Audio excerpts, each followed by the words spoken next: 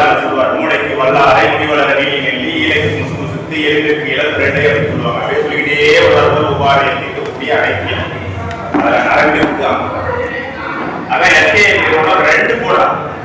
அமுக்கரா கிழங்கு சூரணம்னு போடுறான், அமுக்கரா சூரணத்தோட கூட சில பொருட்களை சேர்த்து போடுறான்.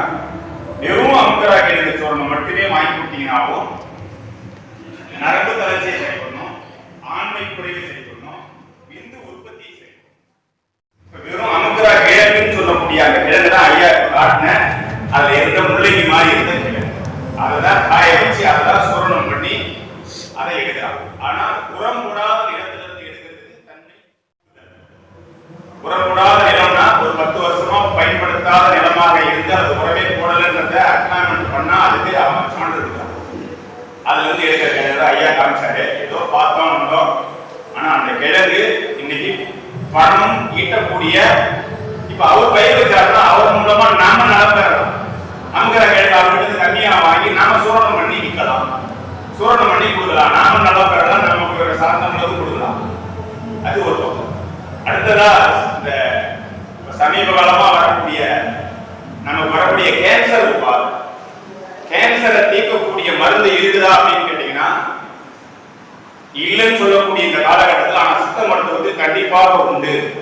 முறையாக ஆரம்பத்திலேயே அணுகியவர்களுக்கு அந்த மருந்து உண்டு. அதுல முதல்ல இடம் பெறுதானா தினந்தோறும் அவங்க அத்தி இலையை சாரமாக்கி ஒரு டம்ளர் காலையில குடிக்கணும். அதுக்கப்புறம் அவங்க பெரும்பாலும் உணவு எடுத்துக்காட்டாங்க. அந்த உணவு எடுத்துக்க முடியாத உடம்பா மாறிட்டாங்க.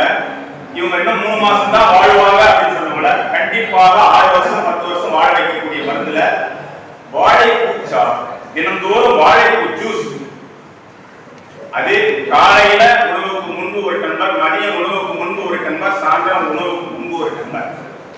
அந்த வாழைப்பூ மீதி வீணாகாம அதையே ஒரே ஒரு சும்மா மிளகா போட்டு இல்ல ஒரு மிளகாவை கிள்ளி போட்டு அதை ஒரு பொரியல் பண்ணி அந்த சாதம் சூடாக போட்டு குடிச்சு சாப்பிடுறாங்க. அது மாதிரி வச்சதுல எங்க அம்மாவோட கூட பிறந்த ஜெயம்னு ஒரு சித்தி கோஸ் ஹாஸ்பிட்டல்ல கற்பப்பை எடுத்து உடம்பெல்லாம் பரவிச்சு அவங்களுக்கு கேன்சர்னு சொன்னவங்களே 6 வருஷம் வாழ்ந்தாங்க. இது சான்று. அது போக செல்கள் உற்பத்தி சரியாக இல்லை, செல்களை புதுப்பிக்கக்கூடிய ஒரு மருந்து இருக்குறானா அது பிரம்மதண்டி. பிரம்மதண்டி வந்து நிறைய பேருக்கு தெரியுமா தெரியாதான்னு தெரியல. பிரம்மதண்டி இன்னொரு பேரு குடி ஓட்டி பூண்டு. அதனுடைய இலை எல்லாம் கூடா ஷார்ப்பான முள்ளு இருக்கும். இதை பார்க்கணும்னு நினைக்கிறவங்க அதை எங்க இருக்குதுன்னு பார்க்கணும்னு நினைக்கிறவங்க அவங்க ஏரியாவில் இருக்குதான்னு பாருங்க. காயக்கூடிய பருவத்துல வெண்மை நிறத்து வெள்ளையான பச்சையில மாறும். அந்த குடிரோட்டி பூண்டு முறையாக பார்த்தா பூ வருவதற்கு முன்பு வேரோட எடுக்கணும். நான் அந்த ஐயாவை வந்து முதல்ல ஒரு ஐட்டம் ஒரு 10 கிலோ ஐட்டம் அப்படின்னா வாழாய் வச்சு, 2வது ஒரு 10 கிலோ ஐட்டத்துக்கு எடுத்துன்னு வந்து 5000 கிலோ வந்து அது வந்து செய்யணும். ஐயா செய்யறாரு தெரியும். அதை வந்து பாடல்ல குடியோட்டி பூண்டினுடைய கூட ஒரு வளர்ந்து செய்து வச்சிருக்கோம். ஃப்ளவர் மெடிசன் இருக்கு இல்லையா, ஃப்ளவர் மெடிசன் தான் என்னன்னா, ஃப்ளவர் மெடிசன் ஒண்ணுமே இல்லை சார். யாரோ ஃப்ளவர் மெடிசனுக்கு சொந்தம் கொண்டாடி இது எங்க நாட்டு மருந்துதான் சொல்லிட்டு இருக்காங்க. ஆனா நம்ம சான்றுடைய 5000 ஆண்டுகளுக்கு முன்பே நம்ம சித்த மருத்துவ சான்றுல பூவை பத்தி எல்லா பாடலையும் சொல்லியிருக்காங்க. உதாரணமா துத்தி மலரை தூக்கின்ற பேர்களுக்கு மெத்த விந்துவும் பெறுவோம்.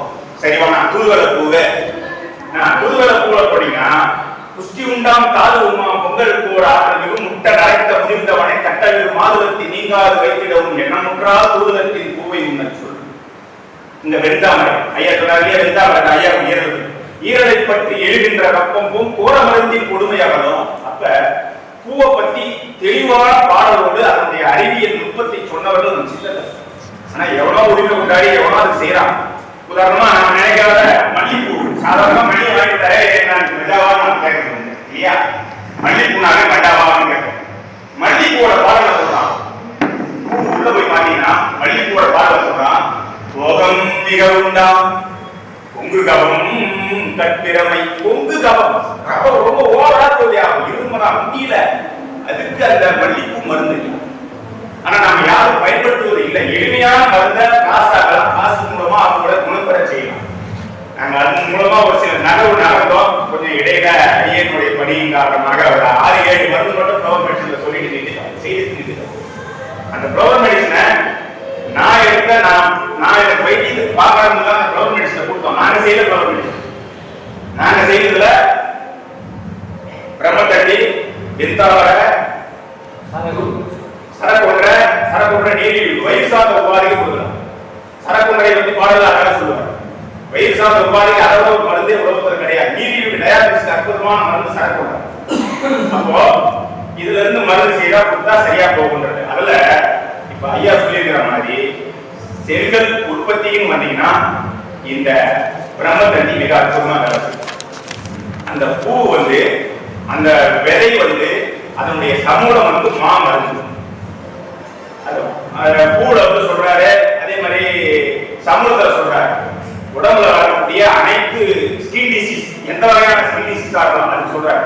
அந்தம் அழிக்கின்ற ஆறாத வந்தரப்பன், உடம்பை அழிக்கக்கூடிய அந்தம் உள்ளவன் ஆரம்பம், பந்தம் உள்ளவோ ஆரம்பம் சொல்லுவான். அந்தம் என்றால் உடம்பை அழிக்கக்கூடிய ஒரு வன் கரப்பான ஒரு மருந்து, அதனுடைய சமூகம். ஆறாத வன் கரப்பானுடைய விதை அற்புதமான விதை. ஆனா ஒரு 25 வருஷத்துக்கு முன்னாடி எங்க பார்த்தாலும் பரவலா இருந்த ஒரு மூலிகை. கடுகுல சேர்த்தாங்க, கடுகுக்கு காலத்துல சேர்த்து அதை சம்பாதிச்சான். ஆனா ஒரு விதத்துல அது மக்களுக்கு நன்மையா தான் கொடுத்தது. ஏன்னா கடுகுல கலந்துருக்கும் போது அது ஸ்கின் டிசீஸா போக்கக்கூடியதா இருக்கு. அந்த மணிக்கின்ற ஆறாத வன் கரப்பான் சொந்த பிறவேகம் சொறி சிறந்து வந்தரையில் புத்தல் ஒருங்கட்டி குடியோட்டி பூண்டனில் வித்தால் அழியும் எனவில். அந்த வித்தை மருந்தாக்கினா உடம்பு அழியக்கூடிய அனைத்து உபாதையும், கரப்பான உபாதைக்கும், ஸ்கின் டிசீஸுக்கும் மருந்து. சரி, ஸ்கின் டிசீஸுக்கு வேற என்ன மருந்தானா, நம்ம வீட்டுல ஏதோ ஒரு நாள் இதுக்காக போட்டு இறங்குற கொத்தமல்லி கீரை மருந்து, ஏதோ ஒரு நாள் சும்மா போது யூஸ் பண்ணக்கூடிய புதினா அற்புதமான மருந்து. புதினா பாடல சொல்லுவார், அரிசியோடு வாந்தி அக்கினி மாங்கம் குருதி அழுக்கு, குருதி அழுக்கு மலக்கட்டு போயிடும். மலக்கட்டு போயிடுச்சுனாலே குருதி சுத்தமாயிடும். புதிய அதோடு மட்டுமல்ல, சொறி சிறந்து மாறும். தொல்லுலகினாலும் புதிய மூலி, புதிய மூலினான்னு சொல்லக்கூடியதான் மென்தால் சத்தைவான்னு சொல்லக்கூடிய புதினா. புதினா அற்புதமான மருந்து.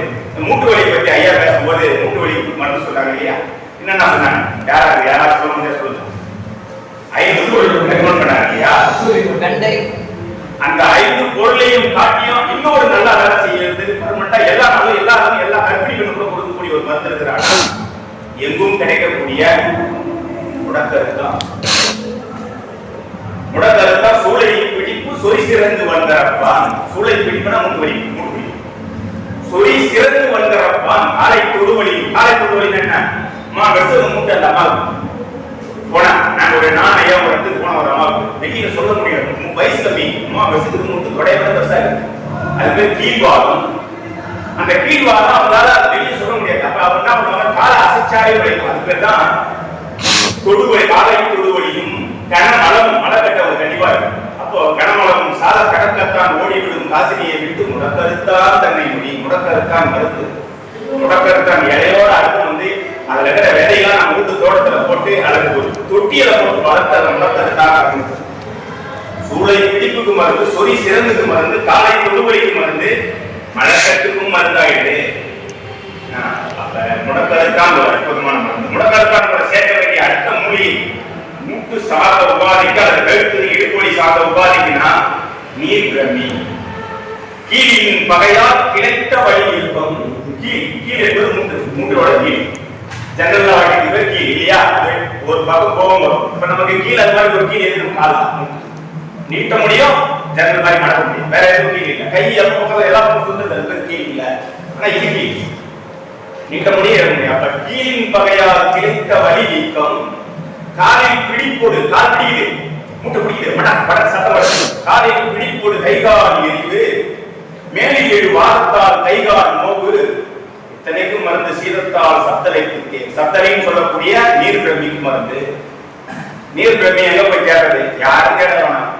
எங்க ஒருத்தர் உட்கார்ந்துற மூலிகை சிகரம் செம்மொழிதாசன்.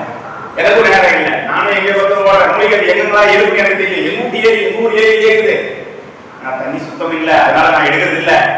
நல்ல அவர் எங்க இருந்தாலும் எனக்கு தெரியல, பகவான் நான் சாட்சியை போட்டுறேன். அண்ணா எனக்கு ஒரு மூலிகை வேணும், நான் நீர் தண்ணி வர எடுத்து வரேன், எவ்வளவு வேணும், ஒரு 500 ரூபாய் கொடுங்க. ஒரு கோழி எடுத்து வந்து பூந்தமணி வைபாஸ் வந்து வாங்கி. அப்ப அதை சூரணமா தேவையான வந்து சூரணமா அடக்கி கேப்சூல போட்டு சூரணமா விட்டா நீங்க நம்ப மாட்டாங்க. உண்மை சொல்லி கேட்டு சூரணமா எதை கொடுத்தாலும் சூரணம் தான் சித்தர்கள் பரிந்துரைத்து மிக அற்புதமான மருந்து. எல்லாரும் தெரிஞ்சுக்கோங்க. ஐயா சொல்ற ஒரு கல்கரைச்சி மாத்திரையை போடுறீங்கன்னா 5 நாள் சாப்பிடக்கூடிய 10 மாத்திரை ஒரே சூரணத்துல இருக்கு. 35 கிராம் சூரணம் வளர்ந்த ஒரு மனிதன் எடுத்துக்கலாம். வளர்ந்த ஒரு மனிதன் என்பவன் 13 வயதை கடந்தவன் எல்லாம் வளர்ந்த மனிதன், ஆணோ பெண்ணோ.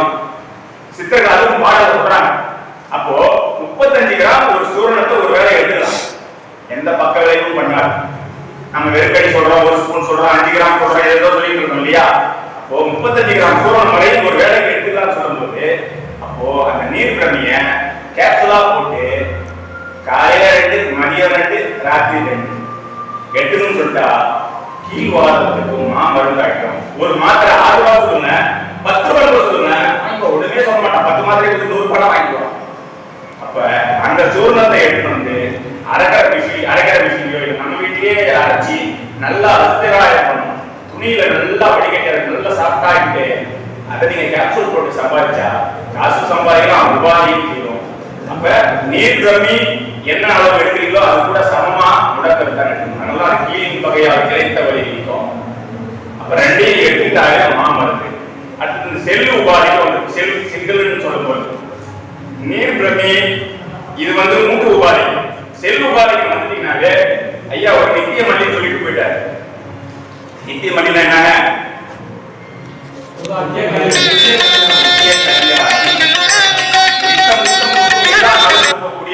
ஒரு அற்புதமான மூலிகை, எல்லா காலத்திலும் கிடைக்கக்கூடிய ஒரு மூலிகை. 2 விதமா சுடுகாட்டு மல்லி, அது நிறைய பேர் சுடுகாட்டு மல்லின்னு சொல்லக்கூடிய வெண்மை நிறத்துல பூ பூக்கக்கூடியது இருக்குது. அதே மாதிரி ரோஸ் கலர்ல ரெண்டு நிறம் இருக்கு.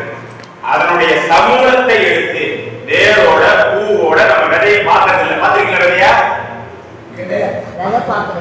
விதை இருக்குது கருப்பாக கருஞ்சீரகம் கொண்டு விதை இருப்பாங்க. நீங்க சமூலத்தை காய வச்சு முதிர்ற பூலாம் சில பூ அதே வாடிட்ட பிறகா இருக்கிறத எடுத்து வச்சீங்கன்னா கருஞ்சீரகம் மாதிரி நுண்ணிய விதைகள் இருக்கக்கூடிய ஒரு மூலிகை தான் அது. அதனாலதான் ஒரு நேரத்தில் ஆயிடுச்சு தானா மட்டும் அப்படி ஒரு அந்த விதை அந்த மருந்து கொண்டு வருது. அத சமூலமா எடுத்து தினந்தோறும் சூரணமா எடுத்துக்கிறவங்களுக்கு வரக்கூடிய கேன்சர் உபாதையை நீக்கக்கூடிய மருந்து. அதை விட இன்னொரு முக்கியமான விஷயம், ஒருத்தர் நாடி பிடிச்சி பாக்குறீங்க, நாடி நடைய உங்களுக்கு கையில ஆகல அப்படின்னா அவங்க ரொம்ப வீக்கா இருக்காங்கன்னு அர்த்தம். வீக்கா இருக்காங்கன்னு எந்த வயதுல இருந்தாலும் கண்டிப்பா சொல்லலாம். நாடி நடைய ஒரு பாக்குறதுக்கு யாராவது இருக்கீங்க, நாடி பாக்குறதுக்கு தெரிஞ்சிருக்கீங்க தெரியல. நாடி நடைய பார்த்து உங்களுக்கு நாடியே காட்டுல கையெல்லாம் ஊழிட்டு நாடி பாக்குறீங்கன்னா நாடியே வராதவங்களுக்கு நீங்க ஒன்னே இல்லை நித்தியமல்லி நீங்க வச்சுக்க, இல்ல அவங்க கிட்ட நித்தியமல்லி எடுத்து வந்து சாப்பிட சொல்லி கொடுத்துட்டீங்கன்னா நாடி நடையை மாற்றக்கூடியது.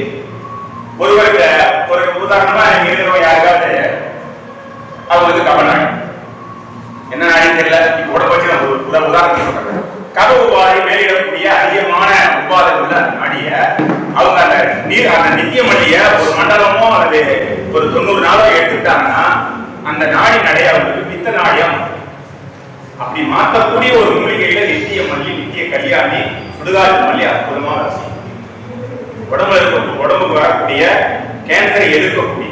அப்போ 3 மூலிகையும் சேர்க்கணும். கேன்சர் உபாதை வந்து ஒண்ணு நித்தியமல்லி சமூலமான சுற்றணும். 2வது முதல்ல சொன்ன குடியோட்டி பூண்டின்னு சொல்லக்கூடிய பிரம்மதண்டியோட பூ வராததுக்கு முன்னாடி இருக்கும். ஆனா அதுவும் முள்ளாதான் இருக்கும், குத்தும். ஆனா அது சாப்பிட்டா ஒரு விஷயம் என்னன்னா குடுங்கிற 2 மணி நேரத்துக்கு பிறகு பாத்தீங்கன்னா உடனே சோர்ந்து போயிடும். ஐயோ அப்படியே பாடி போயிடும். ஒரு மூலிகை எடுத்து வந்தார் கோடகசாலை, அவர் எப்ப கொடுங்க ஃப்ரெஷ்ஷா இருக்கு பாத்தீங்களா. ஆனா அது 1 மணி நேரத்துக்கு முன்னாடி குடிக்க கெட்டதுனா நானு அப்படியே சோர்ந்து போய் தூங்கிடும். அது மாதிரி ஒரு மூலிகை உடனே என்ன பயன்படுத்திதான் சொல்லக்கூடிய ஒரு மூலிகை. ஆனா முள்ளு வேணுமோ பார்த்தா பொறுமையா இருக்கும். அவ்வளவு ஷார்ப்பா, அதோட ஒரு கூர்மையான ஒரு எந்த ஆயுதம் செய்ய முடியாது. அவ்வளவு கூர்மையா இருக்கும் முள்ளு. சமூலம். ஆனா இது இந்த செல் உற்பத்தி கேன்சர் சார்ந்த உபாதைக்கு பூ வருவதற்கு முன்பு எடுக்கும், வேரோட போய் எடுக்கும். அப்போ அது மருந்து. அதே மாதிரி கேன்சர் உபாதைக்கு நீங்க ஒரு மருந்து செய்யறீங்கன்னா ஒரு 20 பூ போடுங்க. சித்தர் காடுன்னு ஒரு பட்டாபிராமன் வந்து தண்டரை வழியா போய் பைபாஸ் ஏறீங்க. லெப்ட் போனா பூந்தமல்லி, ரைட்ல போனா திருவள்ளூர் போற ரோடு. அங்க சித்தர் காடுன்னு ஒரு ஆலயம், சிவன் ஆலயம், மிக அழகான அந்த ஆலயத்துக்குள்ள மெயின் கேட்டை தேர்தலுக்கு உள்ள போங்க.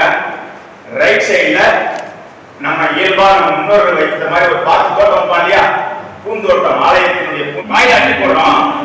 மாதுளம் பழத்தினுடைய தோல் உள்ள போது மாதுளம் பழம் நம்ம பட்டு படாத மாதுளம் பழம் வேகமா சாப்பிடும்போது உள்ள போயிடும். கேட்கும் போது கிடையாது. ஆனா இருக்குன்னு சொல்லிட்டு நம்ம எதையே போய் ஜூஸ் போட்டு வராங்க. ஜூஸை டப்பா கொடுக்குறாங்க, 3 பேரும் வாங்குறோம். குடிக்கிறீங்க, வடிகட்டாம இருந்தால் ஒரு தோல் மாட்டின உடனே நம்ம வாயினா நிறுத்தி துப்பிட்டுதான் இந்த உடல் இந்த உடல் நீ வாங்குற ஜூஸ் இப்ப எது இருந்தாலும் என் நாக்கு அக்செப்ட் பண்ணாது. அது போன்ற தகவமைப்பு பெற்ற நம் மூளையுடைய நம் மனிதன். அதனால இது ஜூஸ்ல எது இருந்தாலும் நான் எடுக்க மாட்டேன். ஆனா நான் பட்டுல படாம கூட நான் முழுங்கக்கூடிய உடல். அதனால அதை போன்று எடுக்கனா சிறந்தது.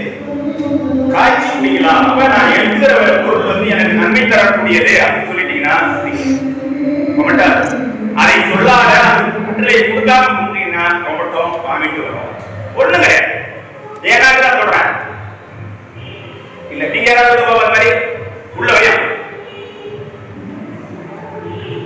கண்ணுகளா ஏதோ பண்ணுதா? ஏன் உங்க நாட்டு நீங்க தொடல தொடாத பகுதியை தொடும் பொழுது நான் தொடறேன், தினந்தோறும் நாட்டை வைக்கிறதுக்குள்ள சொல்றேன். அப்ப என்ன அக்செப்ட் பண்ணிக்குது. அப்ப எது ஒன்று நான் பயன்படுத்துறியோ அதை கொடுக்கும் பொழுது அப்ப இது எனக்கு நன்மை தரக்கூடியது, நான் பயன்படுத்துறது எனக்கு நன்மை தரக்கூடியது மூளைக்கு கட்டளை கொடுத்தீங்கன்னா அற்புதமா இருந்தேன். நன்றி, வணக்கம்.